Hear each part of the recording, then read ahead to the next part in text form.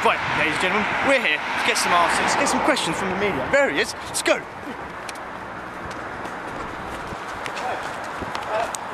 What do you have to say about you, the media, causing moral panic?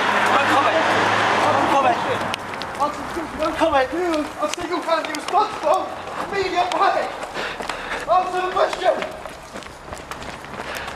Rick, we've got him on the run. No.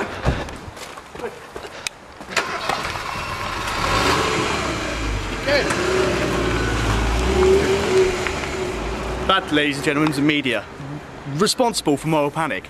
That's why they won't answer our questions.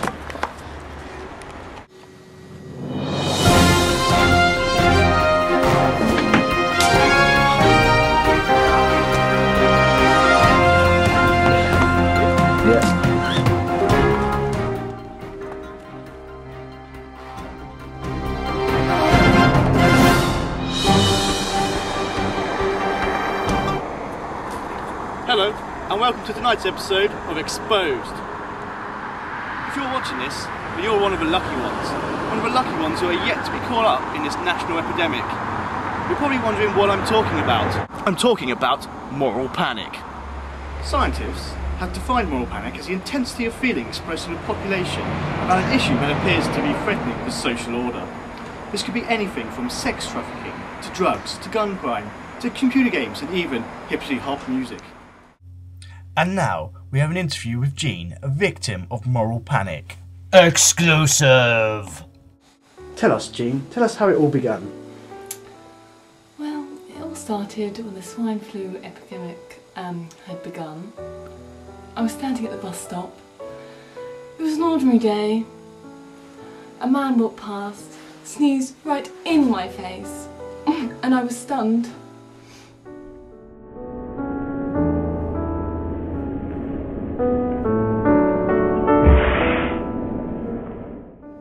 How did it make you feel, Jean? Tell us how it made you feel. Well, I was stunned at first, but it didn't bother me. I dusted myself off, carried on my merry way. It wasn't until I got home and turned on the news that I had my first panic. So what happened next, Jean? Tell us what happened next. Well, what I did next was I came home and washed myself. I wanted to get the germs off my body because I could feel them crawling all over me. It was horrible. Now I can't even turn the TV on without thinking it's going to happen again. Terrorists are going to bomb me, council children are going to knife me, and even paedophiles are going to... Oh. And Jean's not the only one affected. Thousands of people nationwide are starting to feel the heat. Moral panics are breaking out all over the country, and they get more ridiculous by the minute. I'm joined here now with Brad. Brad's a scientist, and Brad has very strong views on the subject. Yes, that's right. I believe moral panic started in the 1960s with the mod versus rockers movement and how it was portrayed in the media. It then escalated through a contrasting group of two young people having contrasting views on one particular subject.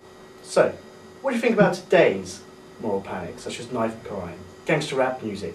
Do you think that these stem from those times? Yes, very much so. It's the same from everything, from swine flu to the lack of fossil fuels and the threat of those running out. It's the way it's portrayed in such newspapers and television that these issues become real and the panic is hyped up. Thanks, Brad. So, it's the media causing all the problems around moral panic.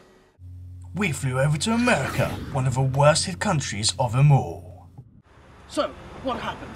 Well, I was outside, minding my own business, milking my cows, when suddenly this great big dinosaur came out from around the corner. It bit all my wife and kids, and I wrestled it to the ground, and then I kicked it in the stomach, and I was like, give me back my wife and kids. And then this alien came down, buzzed it up in the sky, and went with my wife and kids and the dinosaur.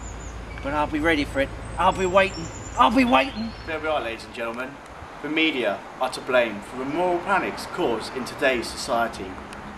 Can we afford to raise our kids in such a world full of fear? The media, good or bad, you decide.